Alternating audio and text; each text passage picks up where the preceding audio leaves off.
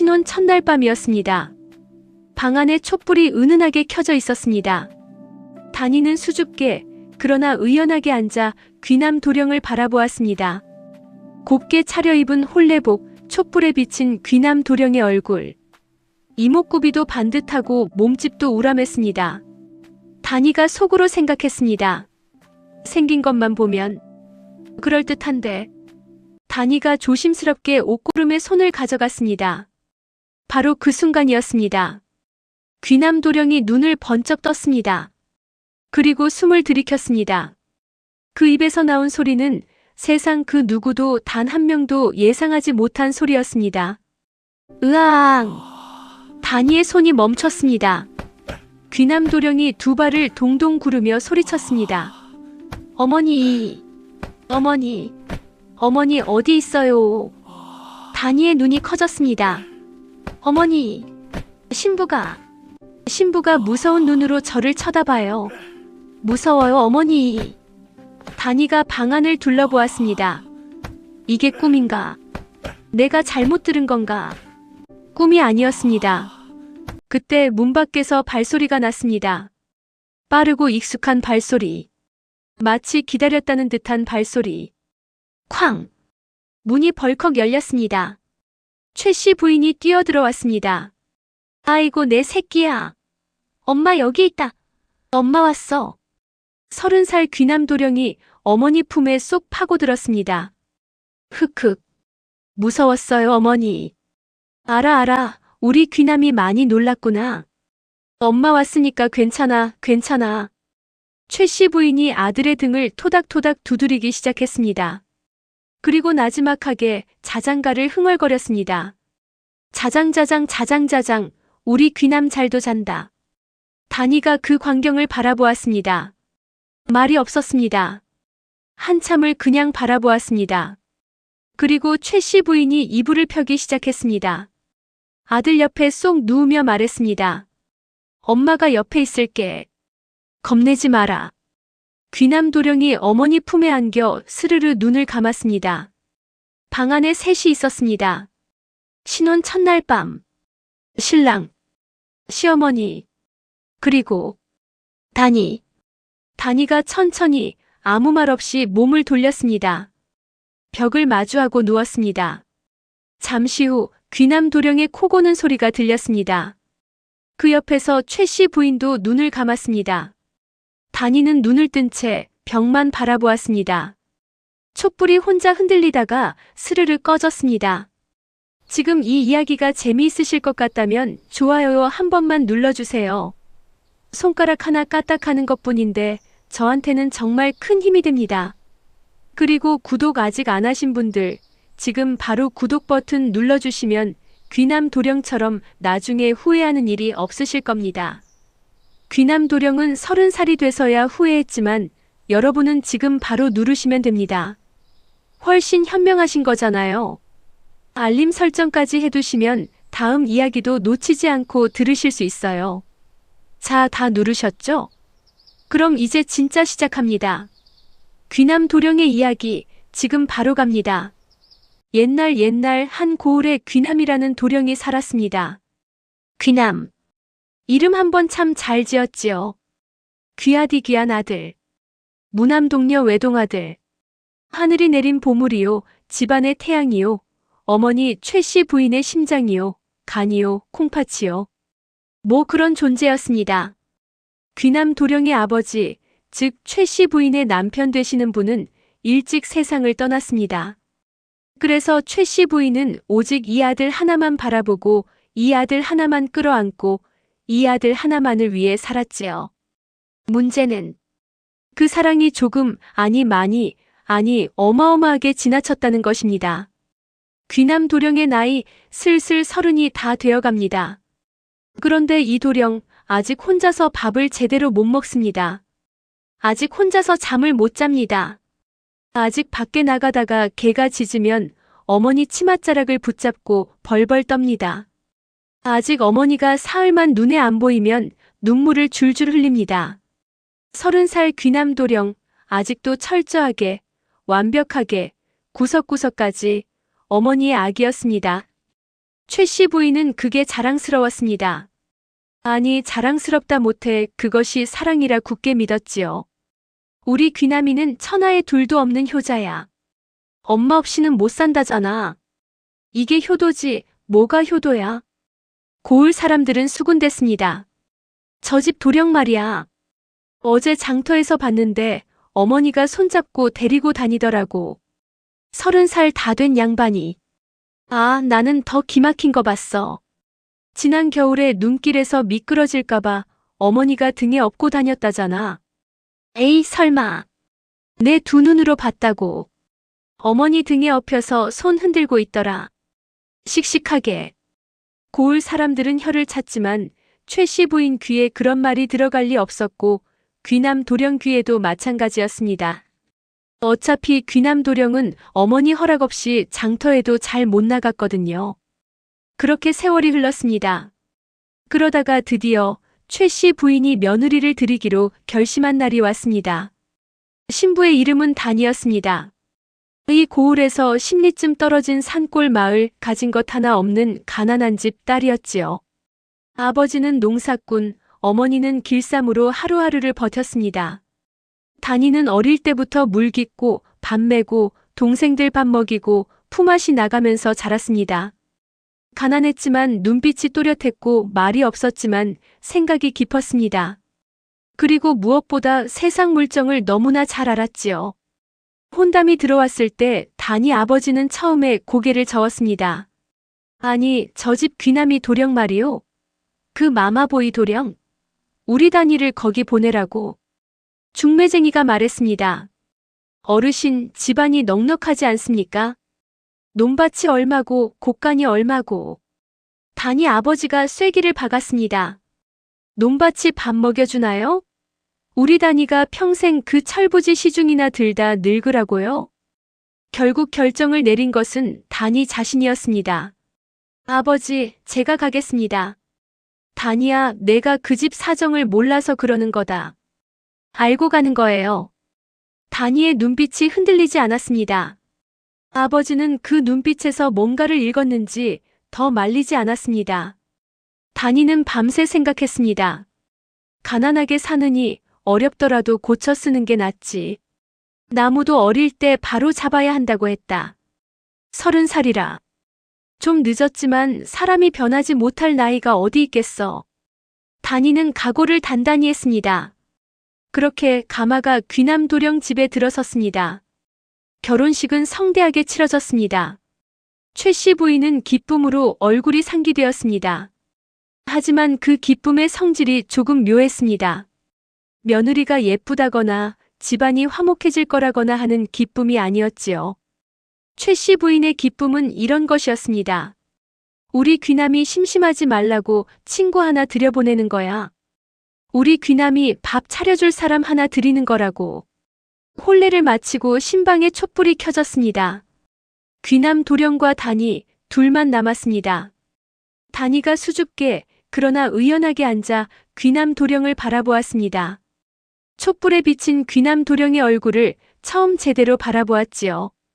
나쁘지 않은 얼굴이었습니다. 이목구비도 반듯하고 몸집도 우람했습니다. 생긴 것만 보면 그럴듯한데. 단이가 조심스럽게 옷고름에 손을 가져갔습니다. 그 순간이었습니다. 귀남 도령이 갑자기 눈을 질끈 감았습니다. 그리고 입을 쩍 벌렸습니다. 그 입에서 나온 소리는 세상 그 누구도 예상하지 못한 소리였습니다. 으앙! 단이가 손을 멈췄습니다. 눈을 깜빡였습니다. 귀남 도령이 두 발을 동동 구르며 소리쳤습니다. 어머니! 어머니! 어머니 어디 있어요? 단이의 눈이 점점 커졌습니다. 어머니!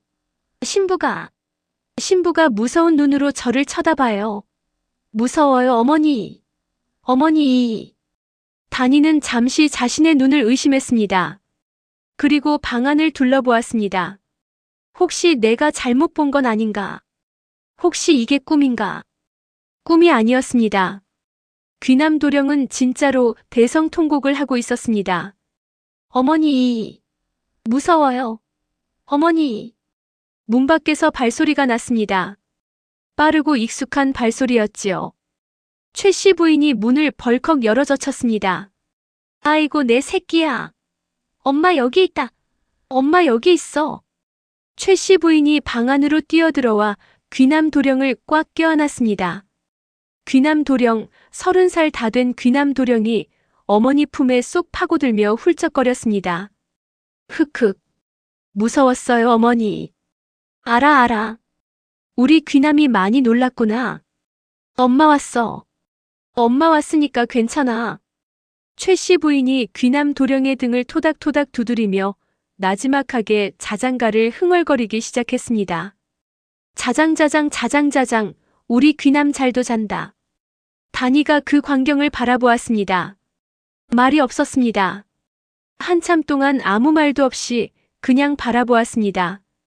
그리고 단이는 천천히 몸을 돌려 벽을 마주하고 누웠습니다. 그렇구나.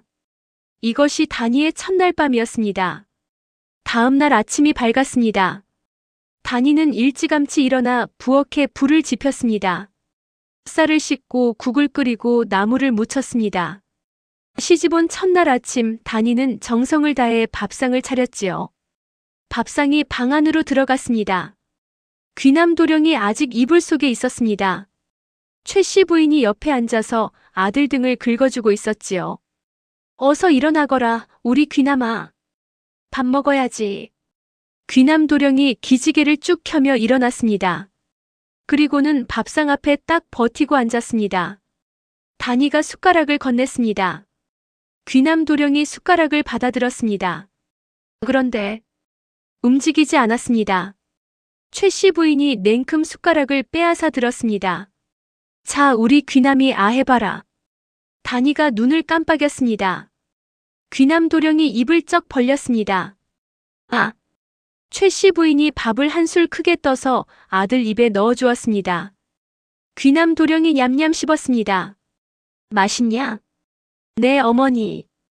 국물도 마셔봐. 뜨겁지 않게 후 불어줄게. 최 씨 부인이 국그릇을 들고 후후 불었습니다. 귀남 도령이 국그릇을 두 손으로 받아 벌컥벌컥 마셨습니다. 그리고 입가에 흐른 국물을 아주 자연스럽게 어머니 치맛자락에 쓱 닦았습니다. 아이고 이 녀석. 최 씨 부인이 웃으며 치맛자락을 털었습니다. 아무렇지도 않은 얼굴로.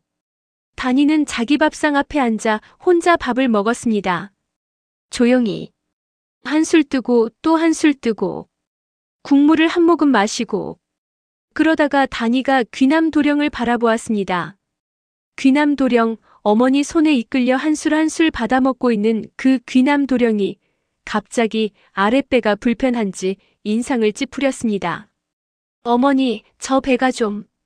최 씨 부인이 냉큼 손을 뻗어 귀남 도령의 배를 문질러 주었습니다. 어디? 여기야? 체했나? 엄마가 약 지어줄게. 단이가 숟가락을 천천히 내려놓았습니다. 밥맛이 사라졌습니다. 며칠이 지났습니다. 단이가 서서히 살림을 파악해 나갔습니다. 귀남 도령의 집은 논밭이 제법 있어 굶을 걱정은 없었지만 관리가 엉망이었습니다. 일꾼들이 제멋대로였고 곳간 열쇠는 최 씨 부인이 꽉 쥐고 있었으며 집 안팎 크고 작은 결정은 모두 최 씨 부인의 손을 거쳐야 했습니다. 귀남 도령은 그 모든 것에 일절 관여하지 않았습니다. 아니, 관여할 생각 자체가 없었습니다. 단이가 조심스럽게 귀남 도령에게 말을 꺼냈습니다. 서방님, 동쪽 논 두렁이 무너졌다는데 일꾼들한테 말씀을 하셔야 할 것 같아요. 귀남 도령이 고개를 돌렸습니다. 그거 어머니한테 말해. 서방님이 직접. 어머니가 다 알아서 해. 나는 그런 거 몰라. 단이가 한숨을 삼켰습니다. 그리고 다시 입을 열었습니다. 그럼 서방님 곳간 열쇠를 제게 주시면 제가 살림을. 귀남 도령이 벌떡 일어섰습니다. 뭐? 곳간 열쇠? 그건 어머니 거야. 아니, 살림은 며느리가 해야. 어머니가 싫다면 안 돼. 목소리가 점점 높아졌습니다. 단이가 차분하게 말했습니다. 서방님, 우리가 한 집 살림을 꾸려나가야 하는데 서방님이 가장으로서 한 번쯤은. 그 순간이었습니다. 귀남도령이 방바닥에 쿵 들어 누웠습니다. 대청마루가 아니라 방바닥이었지만 효과는 충분했습니다. 그리고 두 발을 쿵쿵 굴렀습니다. 나 엄마한테 다 말할 거야. 다 말할 거야. 내가 나한테 어떻게 했는지 어머니한테 이를 거야. 어머니가 혼내줄 거야. 단이가 그 광경을 내려다보았습니다. 30살 귀남도령이 방바닥에 대자로 누워서 두 발을 동동 구르며 발버둥을 치고 있었습니다.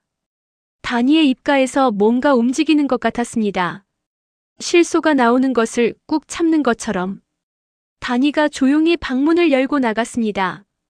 귀남도령은 혼자 방바닥에 누워 발을 구르다가 슬그머니 일어났습니다. 사실 혼자 방바닥에 누워 발을 구르는 것은 어머니가 없으면 별로 재미가 없었거든요. 귀남도령이 어머니 방으로 향했습니다. 어머니, 단이가 쟤한테 뭐라고 했어요? 아이고, 뭐라고 했어? 우리 귀남이한테 뭐라고 감히? 어머니가 혼내줘요. 그럼 엄마가 혼내줄게. 단이가 부엌에서 그 소리를 들었습니다. 솥뚜껑을 들어 올리다가 잠시 멈췄습니다. 그리고 다시 솥뚜껑을 덮었습니다. 아직은 때가 아니라는 것을 단이는 알고 있었습니다. 날이 가고 달이 가면서 단이는 귀남도령의 찌질함이 얼마나 광대하고 깊은지를 차근차근 알아갔습니다. 귀남도령은 비가 오면 어머니한테 달려가 물었습니다. 어머니, 오늘 비 와요. 전화 가도 돼요? 어머니가 안 된다고 하면 안 나갔습니다. 날씨도 어머니 허락을 받아야 했습니다. 귀남도령은 친구가 왔을 때도 어머니한테 먼저 달려갔습니다. 어머니, 돌쇠가 왔는데 나가서 놀아도 돼요? 몇 시까지 들어올 거야? 해지기 전에요. 그럼 잠깐만. 내가 간식 싸줄게. 어머니가 싸준 간식 보자기를 들고 나가는 30살 귀남도령의 뒷모습을 돌쇠는 어떤 얼굴로 바라봐야 할지 몰라 그냥 하늘을 쳐다보았습니다. 귀남도령은 잠자리에 들 때도 어머니가 이불을 덮어줘야 잤습니다. 어머니가 옆에서 등을 긁어줘야 눈이 감겼습니다. 그리고 가끔 한밤중에 소리가 났습니다. 어머니! 최 씨 부인이 부스스 일어나 아들 방으로 갔습니다. 왜 귀남아? 무서운 꿈 꿨어요. 아이고 우리 귀남이. 엄마 여기 있어. 그 방에는 단이도 있었습니다. 단이는 눈을 감고 있었습니다. 자는 건지 안 자는 건지 알 수 없었습니다. 어머니가 아들 옆에서 자장가를 부르는 소리가 들렸습니다. 단이는 눈을 감은 채 천장을 향해 조용히 한숨을 내쉬었습니다. 봄이 지나고 여름이 왔습니다. 여름 어느 날 귀남도령이 친구들과 술을 마시고 들어왔습니다. 비틀비틀 얼굴이 빨개서 어머니가 걱정스러운 얼굴로 물었습니다. 귀남아, 어디서 뭐 먹었어? 얼굴이 왜 그래? 귀남도령이 능청스럽게 웃었습니다. 아, 이거요? 더워서 그래요. 날이 더워서. 국 끓여줄게 들어와. 단이가 마당에서 그 모습을 보았습니다. 어머니한테는 거짓말을 하는군요. 다음 날 귀남도령이 숙취로 머리를 부여잡고 끙끙거렸습니다. 아이고 머리야. 단이가 물을 가져다 주었습니다. 귀남도령이 받아 마시며 물었습니다. 어머니한테 말하지 마. 단이가 대답하지 않았습니다. 귀남도령이 다시 말했습니다. 말하지 말라고. 단이가 조용히 물었습니다. 술 드셨지요? 귀남도령이 찔린 눈으로 말했습니다. 조금만. 친구들이 권하는데 어떻게 해? 어머니는 서방님이 술 드시는 거 알고 계세요? 몰라. 어머니는 술 싫어하셔서. 잠시 침묵이 흘렀습니다. 단이가 말했습니다. 어머니한테 못할 일은 대낮에도 못할 일이에요. 귀남도령이 눈을 껌뻑거렸습니다. 단이가 자리에서 일어났습니다. 귀남도령이 뒤통수에 대고 소리쳤습니다. 야, 말하지 말라고. 말하면 나 엄마한테 이를 거야. 단이는 그냥 나갔습니다. 귀남도령은 혼자 끙끙거리며 이불을 뒤집어 썼습니다. 1시간쯤 지나 어머니가 문을 두드렸습니다. 귀남아, 속쓰리지. 엄마가 해장국 끓였어. 귀남 도령이 이불을 걷었습니다. 어머니가 해장국 뚝배기를 들고 있었습니다. 어떻게 하셨어요? 알지. 엄마가 어딘데? 귀남 도령이 흠칫했습니다. 단이가 말했어요? 아니. 엄마가 알아서 알았어. 귀남 도령이 고개를 돌렸습니다. 멀리 부엌에서 단이가 무언가를 하고 있었습니다. 아무 일도 없었다는 듯이. 귀남 도령은 묘한 얼굴로 해장국을 받아들었습니다. 가을이 왔습니다. 논에는 벼가 익어갔고 들판은 황금빛으로 물들었습니다. 일꾼들이 추수에 나설 차비를 하는데 뭔가 이상했습니다. 일꾼 2명이 눈치를 보다가 슬그머니 이웃 마을로 일을 나가버렸습니다. 품삯이 더 셌거든요. 최 씨 부인이 발을 동동 굴렀습니다. 아이고, 이게 무슨 일이야. 일꾼이 2명이나 빠졌는데 추수는 어떻게 해? 귀남 도령이 어머니 옆에 서서 같이 발을 동동 굴렀습니다. 어떻게 해요, 어머니? 어떡하면 돼요? 그걸 나한테 물어. 내가 어른이면 내가 알아야지. 나는 몰라요. 어머니가 알잖아요. 단이가 그 옆에서 찬찬히 이웃집 사정을 헤아려 보았습니다. 3집 건너 박씨 영감댁 아들이 올봄에 장가를 들어 식구가 늘었는데 일거리를 찾고 있다는 것을 기억했습니다. 그리고 아랫마을 떡장수 할머니네 손자도 힘이 장사라는 이야기를 들었지요. 단이가 조용히 말했습니다. 어머니, 제가 알아봐도 될까요? 최 씨 부인이 귀남 도령을 힐끔 보았습니다. 귀남 도령이 말했습니다. 어머니 알아서 해요. 최 씨 부인이 단이를 보았습니다. 내가 어떻게 알아볼 거야? 단이가 박씨댁 이야기와 떡장수 할머니 손자 이야기를 꺼냈습니다. 최 씨 부인의 눈썹이 조금 올라갔습니다. 해봐. 단이가 나갔습니다.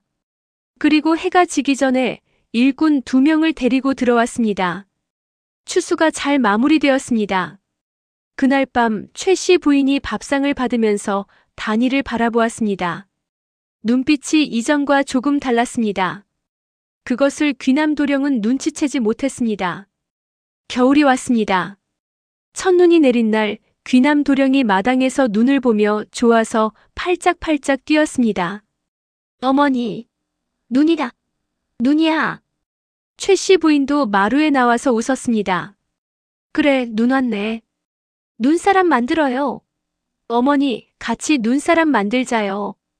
아이고, 엄마가 추워서 어떡해. 같이 만들자요. 두 모자가 마당에서 눈사람을 만들었습니다. 단이가 부엌에서 그 광경을 바라보았습니다. 웃음이 나왔습니다. 씁쓸한 웃음인지 진짜 웃음인지 단이 자신도 몰랐습니다. 그날 밤 단이는 긴 생각에 잠겼습니다. 이미 봄부터 가을까지 한 해를 보냈습니다.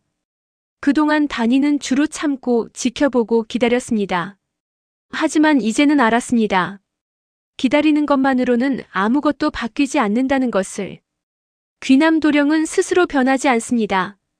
어머니가 변하지 않는 한, 어머니가 변하지 않으면 귀남 도령도 변하지 않습니다.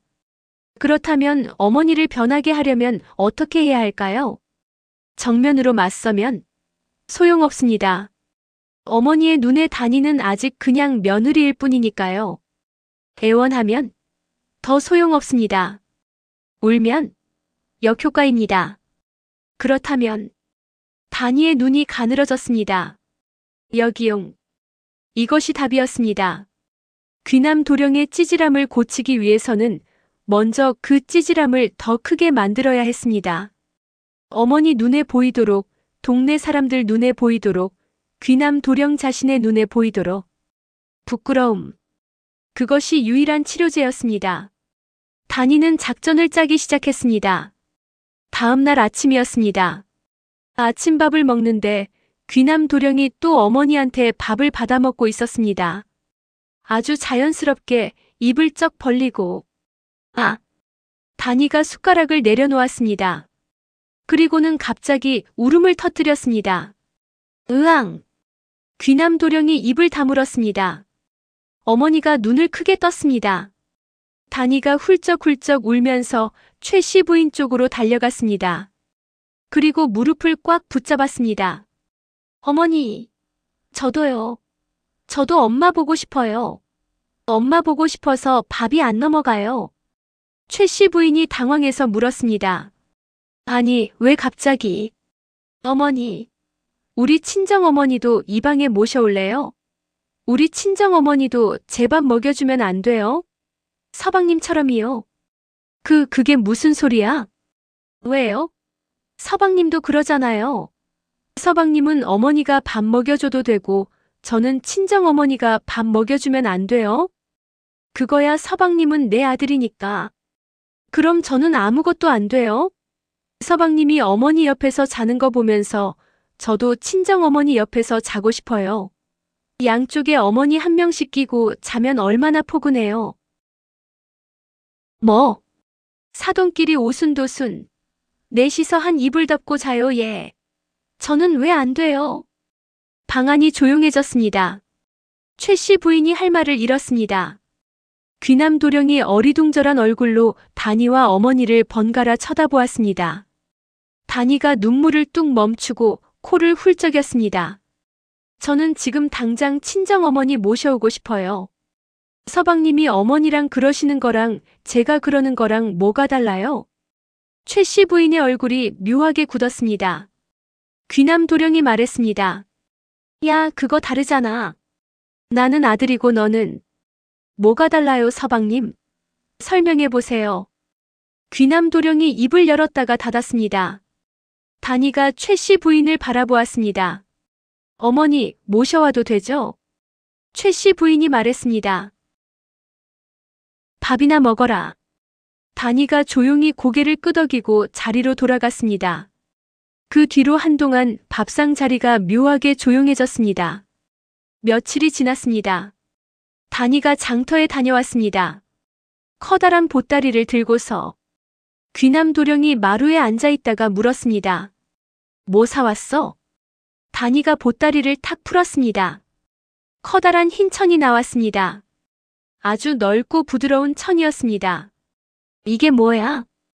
단이가 무릎을 꿇고 천을 가지런히 폈습니다. 그리고 아주 진지한 얼굴로 귀남 도령을 바라보았습니다. 서방님, 이리 와보세요. 왜? 드릴 말씀이 있어요. 귀남 도령이 마루에서 내려왔습니다. 단이가 천을 들고 귀남 도령 앞에 섰습니다. 서방님, 저는 서방님을 진심으로 생각하기 때문에 이 말씀을 드려요. 뭔 소리야? 서방님은 아직 아기이신 것 같아요. 귀남 도령이 눈을 껌뻑였습니다. 어머니 없이는 밥도 못 드시고 어머니 없이는 잠도 못 주무시고 어머니 없이는 아무것도 못 하시잖아요. 그렇다면 아직 아기이신 게 분명하지요. 야, 내가 언제? 아기는 언제 실례를 할지 몰라요. 뭐? 그래서요. 단이가 천을 펼쳐 귀남 도령의 허리에 두르려 했습니다. 귀남 도령이 물러섰습니다. 야, 이게 뭐야? 이거 왜 이래? 기저귀예요. 기저귀. 아기이시니까 기저귀를 차셔야죠. 자, 장터에 나가서 국밥 한 그릇 드시고 오세요. 제가 채워드릴게요. 귀남 도령이 뒤로 물러나며 소리쳤습니다. 어머니. 최 씨 부인이 달려왔습니다. 왜? 무슨 일이야? 귀남 도령이 단이를 가리켰습니다. 저 여자가 저한테 기저귀 채우려고 해요.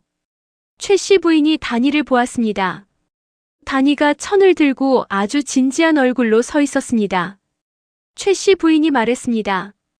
단이야, 그건 너무. 단이가 말했습니다. 어머니, 서방님이 혼자서 못하시는 게 너무 많아서요. 아기처럼 돌봐드려야 할 것 같아서요.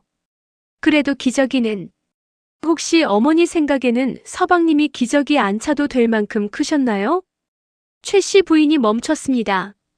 단이가 조용히 덧붙였습니다.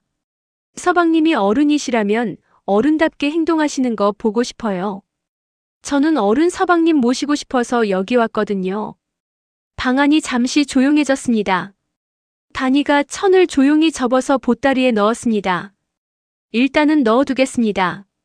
그러나 귀남도령은 그 이후로도 달라지지 않았습니다.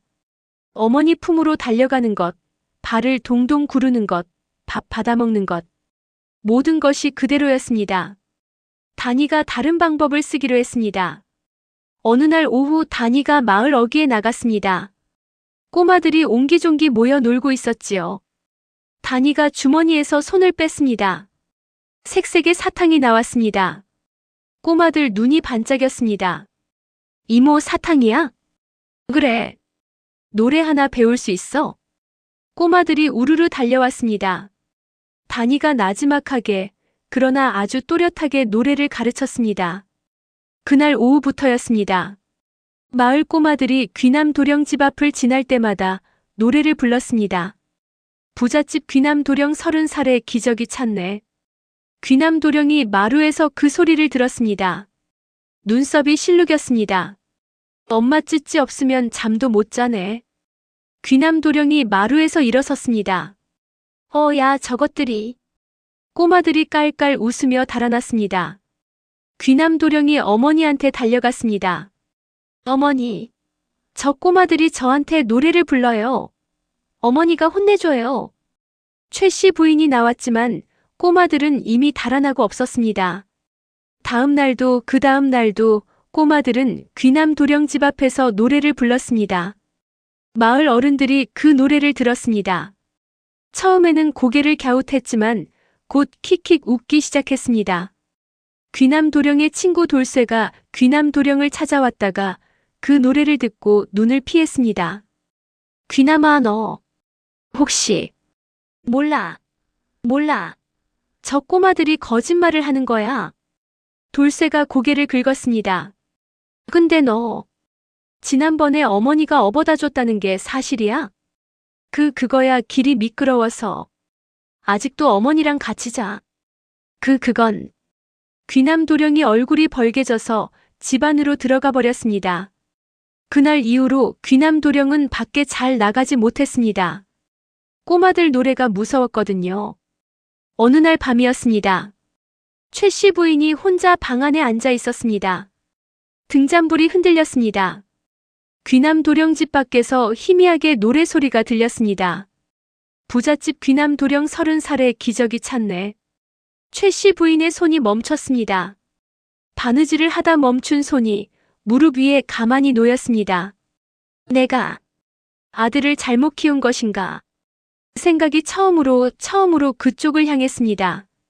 귀남이가 어릴 때부터 뭐든 다 해주었습니다. 뭐든 다 해주는 게 사랑인 줄 알았습니다. 넘어질 것 같으면 잡아주고, 밥을 흘리면 닦아주고, 무서워하면 안아주고, 울면 달래주고. 그게 잘못인가? 최씨 부인의 눈이 흔들렸습니다. 30이 다 된 아들이 아직도 어미 품에서 잠을 자는데. 마당 건너편 귀남도령 방에서 불이 켜져 있었습니다. 다니가 아직 안 잔 것이었지요. 최씨 부인이 바라보았습니다. 저 며느리가 무슨 생각을 하고 있을까? 기적이 이야기를 꺼냈을 때 최씨 부인은 기가 막혔습니다. 말도 안 되는 소리라고 생각했지요. 그런데 지금 돌이켜보면 다니가 한 말이 떠올랐습니다. 서방님이 어른이시라면 어른답게 행동하시는 거 보고 싶어요. 최씨 부인의 눈에 눈물이 맺혔습니다. 귀남이를 위해서라면 뭐든 다 할 수 있었는데. 그런데 그 뭐든이 오히려 귀남이를 이 꼴로 만든 것인가. 최씨 부인이 입술을 깨물었습니다. 봄이 다시 왔습니다.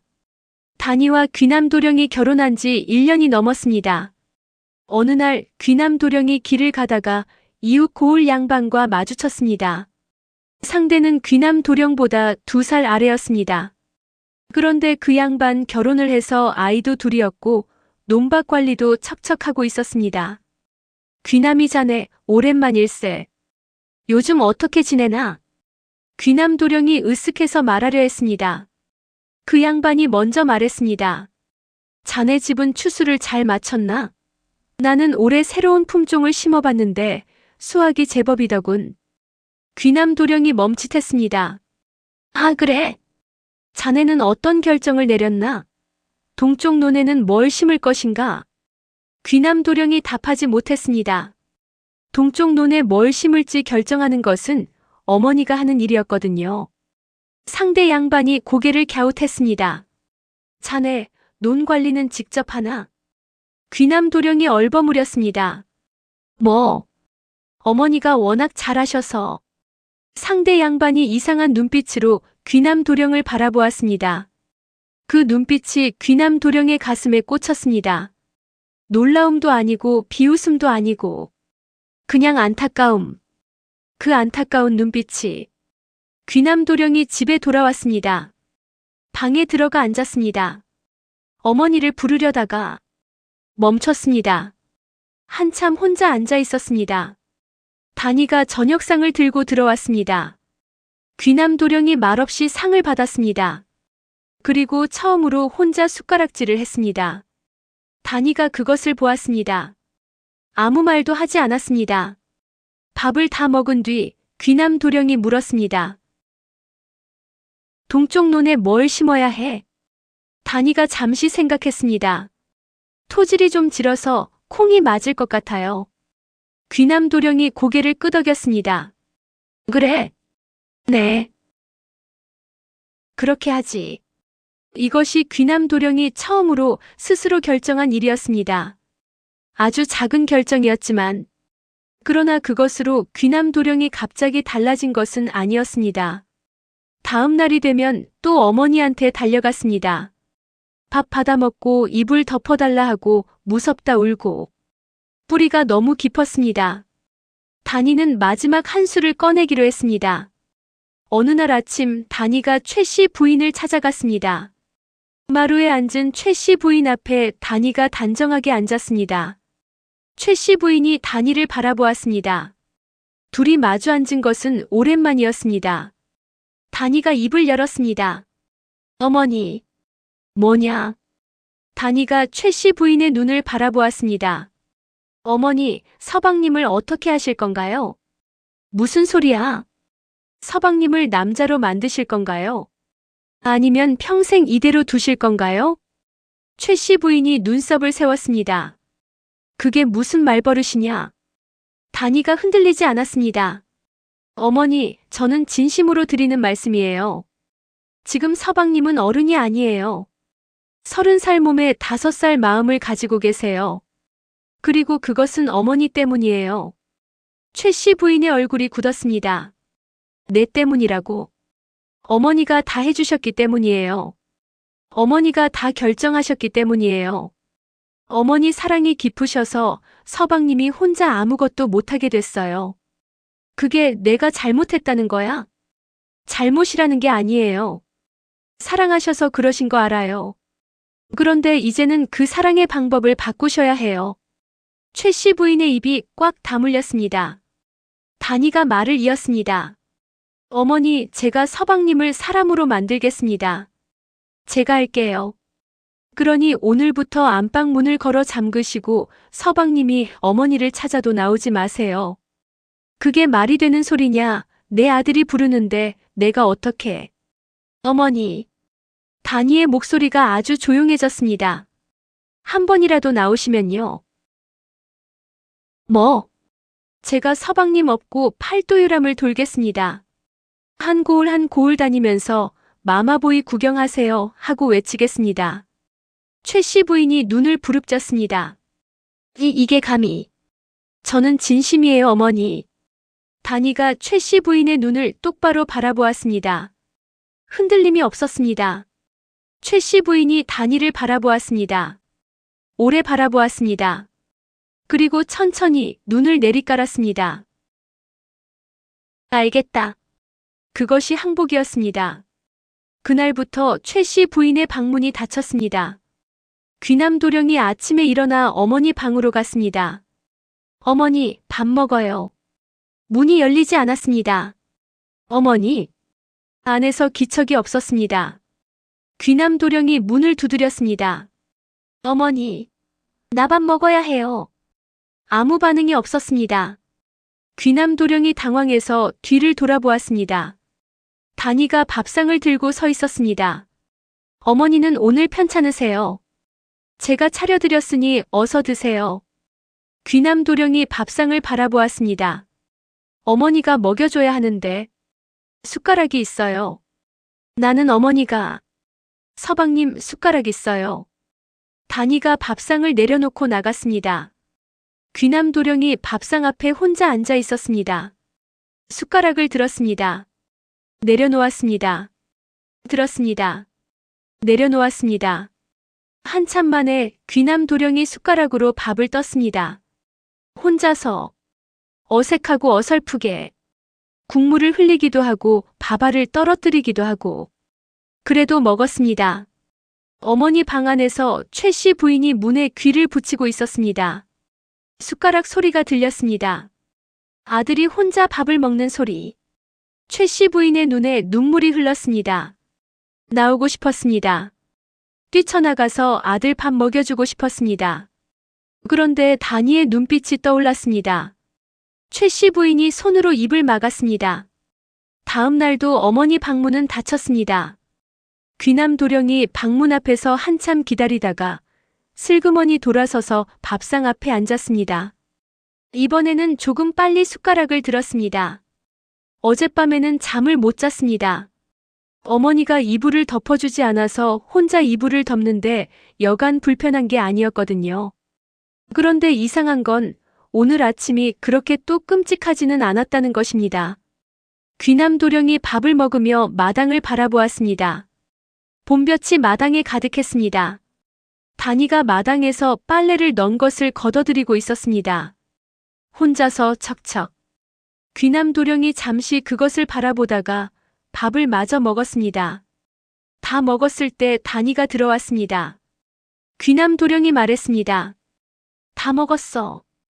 단이가 밥상을 보았습니다. 그릇이 거의 다 비어 있었습니다. 잘 드셨어요. 응. 귀남도령이 자리에서 일어났습니다. 그리고 말했습니다. 마당에 물 좀 떠다 줘. 단이가 말했습니다. 우물이 마당에 있어요. 귀남도령이 멈췄습니다. 알아. 직접 가셔서 드시면 돼요. 귀남도령이 잠시 단이를 바라보다가 마당으로 나갔습니다. 우물에서 직접 물을 퍼서 마셨습니다. 처음 해보는 것 같았지만 어렵지 않았습니다. 사흘째 되는 날이었습니다. 귀남도령이 일꾼 하나가 어머니한테 물어보러 가는 것을 보았습니다. 마님, 저쪽 밭에 비료를 언제 넣으면 될까요? 일꾼이 어머니 방 앞에 서 있었습니다. 방문이 열리지 않았습니다. 일꾼이 어리둥절한 얼굴로 서 있었습니다. 귀남도령이 그것을 보았습니다. 그리고 본인도 어리둥절했습니다. 단이가 옆에 서서 말했습니다. 서방님이 결정하셔야지요. 나? 일꾼이 기다리잖아요. 귀남도령이 일꾼을 바라보았습니다. 일꾼이 귀남도령을 바라보았습니다. 귀남도령이 말했습니다. 저기. 그러니까. 단이가 조용히 귀남도령 귀에 말했습니다. 콩밭은 모내기 끝나고 나서 넣으면 돼요. 귀남도령이 일꾼에게 말했습니다. 모내기 끝나고 나서 넣어. 일꾼이 고개를 끄덕이고 나갔습니다. 귀남도령이 단이를 돌아보았습니다. 그걸 어떻게 알아? 단이가 말했습니다. 공부한 거예요. 귀남도령이 잠시 단이를 바라보았습니다. 뭔가 떠오른 것 같았지만 아직 제대로 정리되지는 않는 것 같았습니다. 그냥 안으로 들어가 버렸습니다. 그날 밤 귀남도령이 잠을 청하면서 생각했습니다. 어머니 없이 밥을 먹었습니다. 어머니 없이 우물에서 물을 마셨습니다. 어머니 없이 일꾼에게 일을 시켰습니다. 세상이 무너지지 않았습니다. 귀남도령이 이불을 끌어당겼습니다. 혼자서. 보름이 지났습니다. 최 씨 부인이 안방에 있으면서도 귀가 늘 바깥을 향해 있었습니다. 아들 소리가 들리면 가슴이 떨렸습니다. 나오고 싶었습니다. 수십 번을 문고리를 잡았다가 놓았습니다. 어느 날 밤 마당에서 소리가 났습니다. 무슨 소리인가 귀를 기울였습니다. 단이와 귀남도령이 마당에 나와 있었습니다. 별을 보는 것 같았습니다. 귀남도령의 목소리가 들렸습니다. 저 별 이름이 뭐야? 다니의 목소리가 들렸습니다. 저건 북두칠성이요. 저 별들 이어보면 국자 모양이에요. 국자. 네. 저쪽에 밝은 별 보여요? 저게 북극성이에요. 길 잃으면 저 별 보고 방향 찾아요. 귀남도령이 잠시 있다가 말했습니다. 너는 그런 것도 알아? 어릴 때 아버지가 가르쳐 줬어요. 귀남도령이 별을 올려다보며 말했습니다. 나는 어머니가 가르쳐 준 게 별로 없네. 어머니는 다 해줬어. 가르쳐 주지는 않고. 조용한 밤이었습니다. 최 씨 부인의 눈에서 눈물이 흘렀습니다. 나오고 싶었습니다. 그러나 나오지 않았습니다. 봄이 깊어졌습니다. 귀남도령이 조금씩, 아주 조금씩 달라졌습니다. 아침에 혼자 일어났습니다. 혼자 세수했습니다. 혼자 밥을 먹었습니다. 일꾼들에게 직접 일을 시키기 시작했습니다. 처음에는 다니가 귀에 대고 알려주면 따라 말했지만 나중에는 스스로 판단하는 것이 생겼습니다. 어느 날은 다니 없이 혼자 장터에 나갔습니다. 꼬마들이 노래를 부를까봐 잔뜩 긴장했는데 꼬마들이 뛰어다니며 다른 놀이를 하고 있었습니다. 귀남도령이 장터를 걸었습니다. 아는 얼굴들이 보였습니다. 귀남이 혼자 나왔네. 귀남도령이 어색하게 웃었습니다. 오늘 국밥 한 그릇 어때? 그래. 친구 돌쇠와 국밥을 먹었습니다. 돌쇠가 물었습니다. 요즘 어때? 얼굴이 좀 달라 보이는데. 귀남도령이 국밥을 먹으며 말했습니다. 그래. 응. 좀 어른처럼 보여. 귀남도령이 멈췄습니다. 그리고 웃었습니다. 어색하고 어설픈 웃음이었지만 어딘가 달랐습니다. 그렇게 보여? 응. 귀남도령이 국물을 한 모금 마셨습니다. 나도 그랬으면 좋겠다. 여름 초입 어느 날 귀남도령이 어머니 방 앞에 섰습니다. 노크를 했습니다. 한참 만에 문이 열렸습니다. 최 씨 부인이 나왔습니다. 두 사람이 마주 서 있었습니다. 귀남도령이 말했습니다. 어머니. 최 씨 부인이 말했습니다. 응. 귀남도령이 말했습니다. 어머니, 저 이제 혼자 밥 먹어요. 최 씨 부인이 고개를 끄덕였습니다. 눈이 촉촉했습니다. 어머니, 저 이제 혼자 잘 자요. 최 씨 부인이 다시 고개를 끄덕였습니다. 어머니, 저 이제 일꾼들 제가 다 관리해요. 최 씨 부인이 입술을 떨었습니다. 귀남도령이 말했습니다. 그동안 어머니가 힘드셨겠다. 최 씨 부인이 눈물을 흘렸습니다. 귀남아, 어머니가 사랑해서 다 해주신 거 알아요. 근데 귀남도령이 말을 잠시 멈췄다가 이었습니다. 그래서 제가 너무 오래 아기였어요. 최 씨 부인이 아들을 안았습니다. 귀남도령이 어머니를 안았습니다. 이번에는 달랐습니다. 무서워서 안기는 게 아니었습니다. 그냥 안겼습니다. 아들로서. 마당 끝에서 그것을 바라보던 다니가 소리 없이 부엌으로 들어갔습니다. 가을이 왔습니다. 논의 벼가 익었습니다. 귀남도령이 직접 일꾼들을 이끌고 추수에 나섰습니다. 낫을 들고 벼를 베었습니다. 어색했지만 하다 보니 되었습니다. 손에 물집이 잡히고 허리가 아팠지만 귀남도령은 자리를 뜨지 않았습니다. 해가 저물 때 논에서 돌아왔습니다. 다니가 밥상을 차렸습니다. 귀남도령이 손을 씻고 앉았습니다. 최 씨 부인도 함께 앉았습니다. 셋이 밥상을 마주했습니다. 귀남도령이 직접 어머니 밥그릇에 밥을 떴습니다. 최 씨 부인이 눈을 크게 떴습니다. 귀남도령이 말했습니다. 드세요, 어머니. 최 씨 부인이 밥그릇을 받아들었습니다. 입술이 떨렸습니다. 다니가 그것을 보았습니다. 조용히 웃었습니다. 그 웃음이 처음으로 진짜 웃음이었습니다.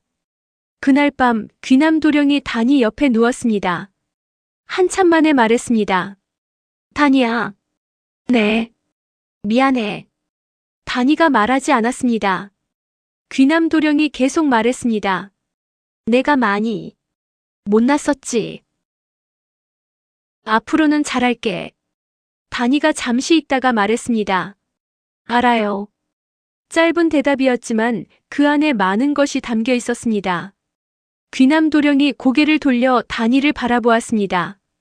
다니가 천장을 보고 있었습니다. 귀남 도령이 말했습니다. 내가 아니면 내가 이렇게 못 됐어. 다니가 고개를 돌렸습니다. 두 사람이 서로를 바라보았습니다. 촛불이 흔들렸습니다. 그로부터 몇 년이 지났습니다. 귀남 도령의 집에 아이들 웃음소리가 울려 퍼졌습니다. 귀남 도령은 진짜 가장이 되어 있었습니다. 논밭을 직접 관리하고 일꾼들의 신뢰를 얻었으며 고을에서도 믿음직한 사람으로 손꼽히게 되었습니다. 아이들이 뛰어다니면 귀남 도령이 직접 쫓아다니며 웃었습니다. 아이들이 밥을 흘리면 직접 닦아주었습니다. 밤에 아이들이 무섭다고 하면 아버지로서 등을 토닥여 주었습니다. 최 씨 부인은 손주들을 무릎에 앉혀놓고 이야기를 들려주었습니다. 그리고 마당을 지나며 다니를 바라볼 때마다 아무 말도 하지 않았지만 눈빛이 말했습니다. 잘했다. 다니도 아무 말을 하지 않았지만 눈빛으로 대답했습니다. 감사합니다. 고을 꼬마들은 이제 다른 노래를 불렀습니다. 귀남이네 서방님 고을에서 제일 멋져. 귀남 도령이 그 소리를 듣고 마루에서 헛기침을 했습니다. 쓸데없는 소리들 하고 있어. 하지만 입꼬리가 올라갔습니다. 다니가 그것을 보고 소리 없이 웃었습니다. 바람이 불었습니다. 마당의 꽃잎이 흩날렸습니다.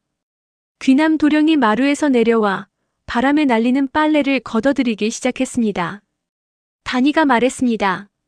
서방님 제가 할게요. 귀남 도령이 말했습니다. 같이 해. 그것이 전부였습니다. 하지만 그 두 글자 안에 모든 것이 있었습니다. 찌질한 마마보이 귀남 도령과 현명하고 단단한 다니의 이야기는 여기서 끝납니다.